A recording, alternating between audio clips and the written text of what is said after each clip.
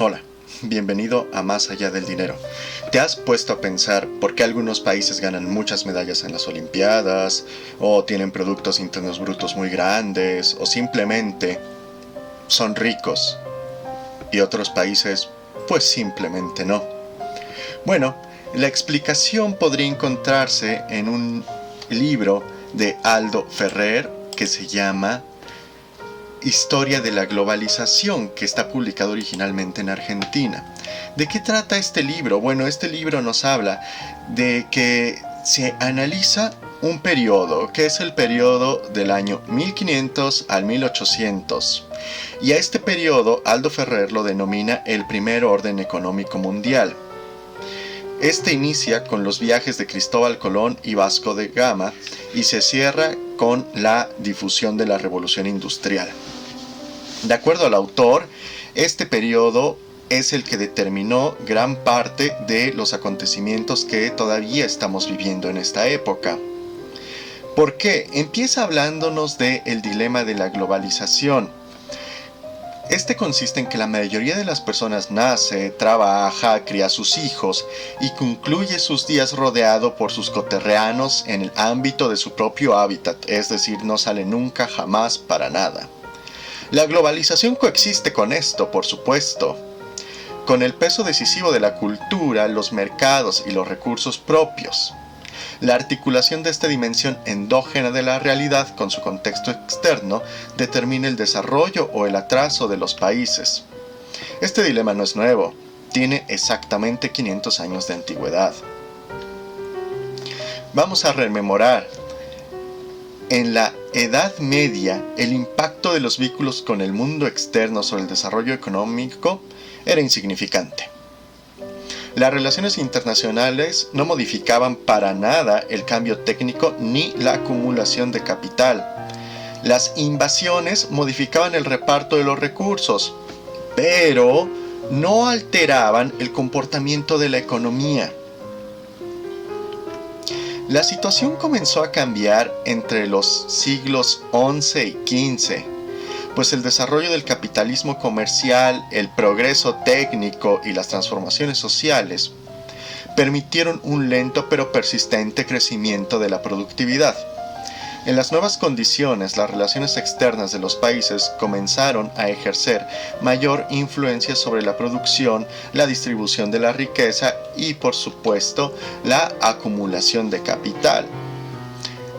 Esto llevó a un desarrollo económico en Europa que planteó por primera vez dos condiciones fundamentales del dilema dimensión endógeno y contexto externo.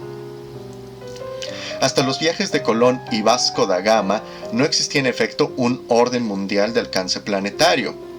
Los vínculos intercontinentales, como eran esencialmente bilaterales, en realidad no constituían una red de alcance global. Pero el descubrimiento, conquista y colonización del Nuevo Mundo incorporó un espacio gigantesco que cumplió un papel decisivo en la formación del orden económico mundial. La presencia de los europeos en África, Asia y el Nuevo Mundo integró por primera vez un mercado de dimensión planetaria. Alrededor del año 1500 convergieron el aumento persistente de la productividad y la existencia de un sistema internacional globalizado.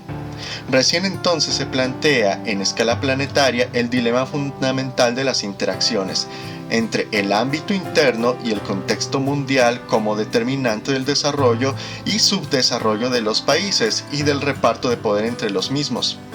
En ese periodo comenzó también a gestarse la distinción entre el poder tangible e intangible.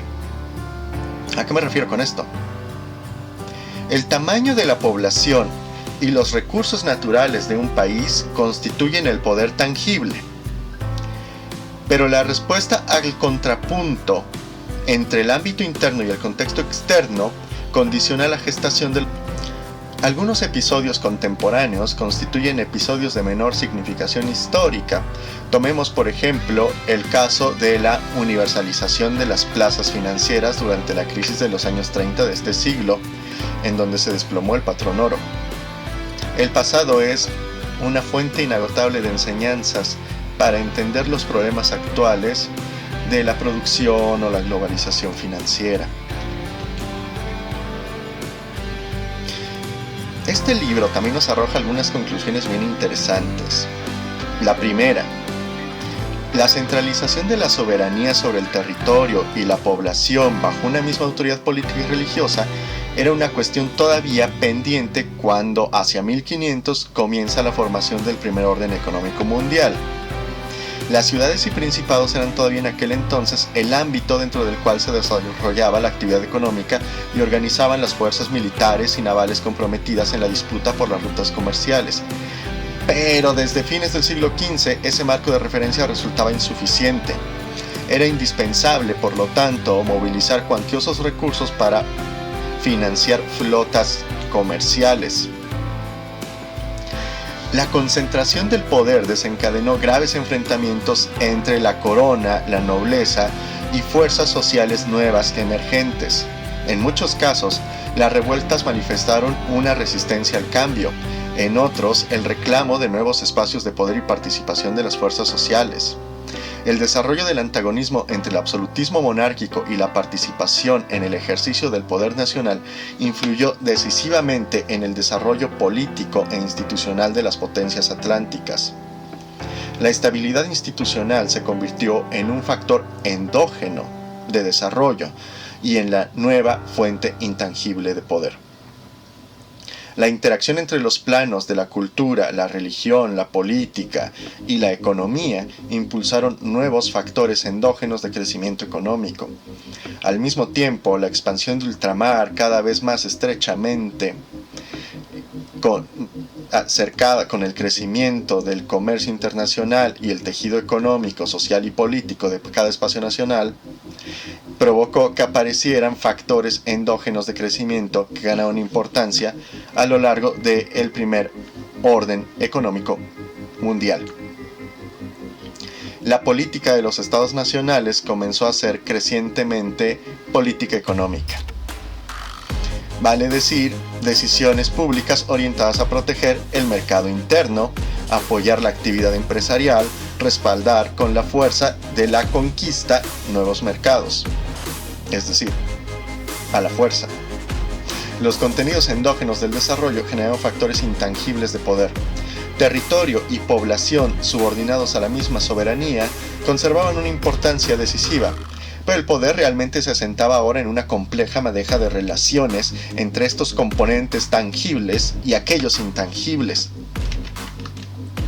Francia y sobre todo Gran Bretaña fueron las únicas dos potencias atlánticas que contaban con un gran potencial de recursos materiales y humanos y pusieron en marcha los procesos endógenos del desarrollo y los factores intangibles del poder al final del primer orden económico mundial. Eran las dos potencias dominantes del escenario europeo e internacional. Nada semejante ocurría en el resto del mundo. De este modo, se comenzó a abrir la brecha entre el desarrollo y el subdesarrollo y a sentar las bases del reparto del poder en el emergente orden mundial. La formación de este primer orden mundial, por lo tanto, pues fue totalmente en Europa. La segunda conclusión que nos arroja el texto es que el proyecto europeo de expansión y dominación planetaria se consolidó durante el primer orden mundial. Desde su mismo inicio, ciencia y científicos fueron auténticamente europeos. Por lo tanto, la investigación y las ideas que se difundieron en los principales centros de excelencia que estaban en Italia, en Alemania, en Inglaterra, etc., pues todo era europeo, pero hacia el siglo XVIII se incorpora también una nueva figura dentro de los científicos, que fue Benjamin Franklin.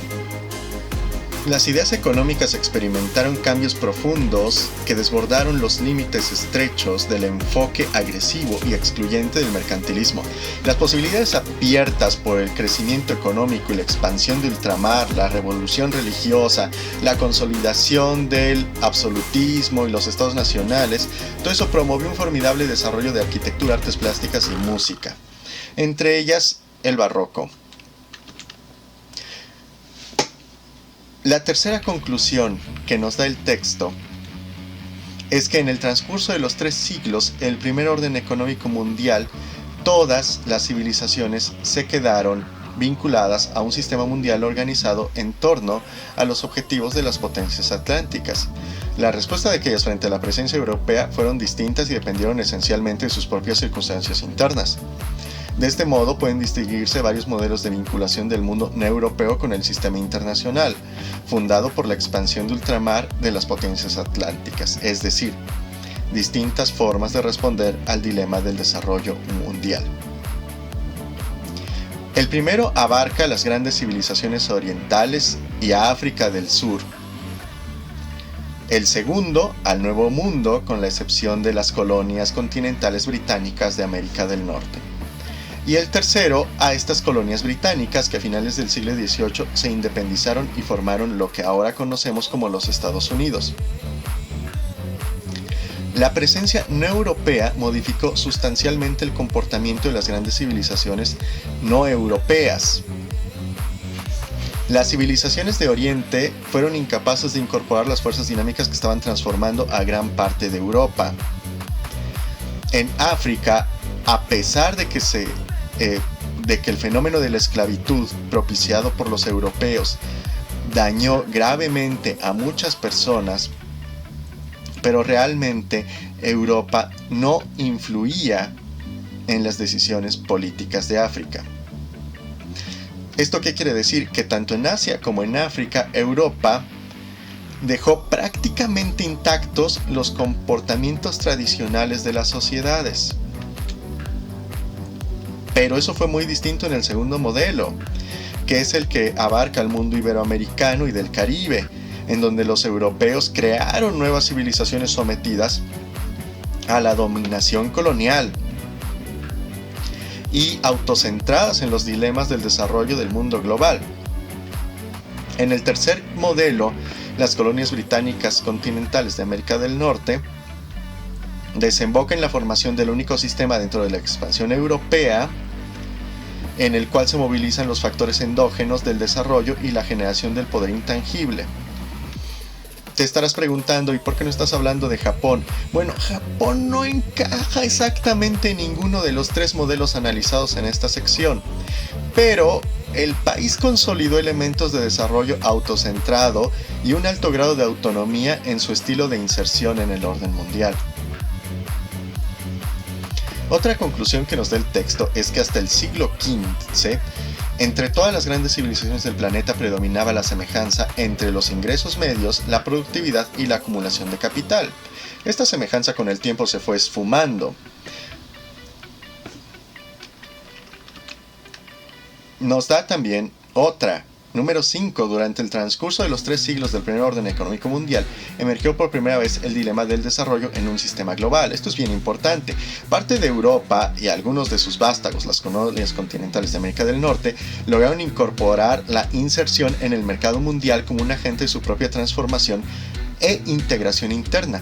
Europa se convirtió en el polo articulador del emergente orden mundial y logró dominar el espacio iberoamericano y del Caribe.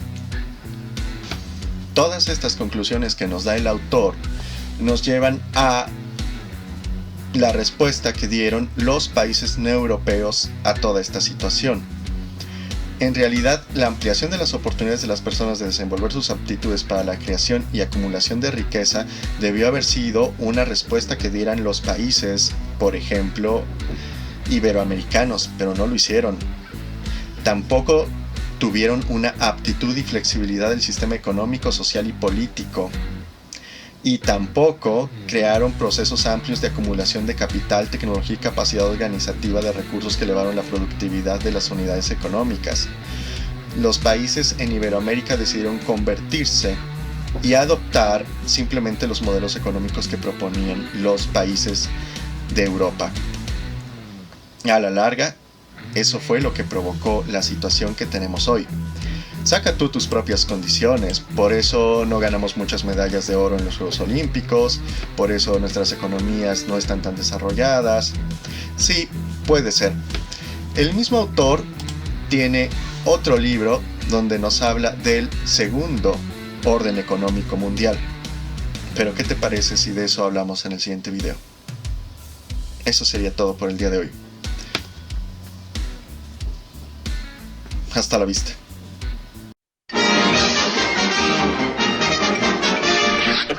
Eso es todo, amigos.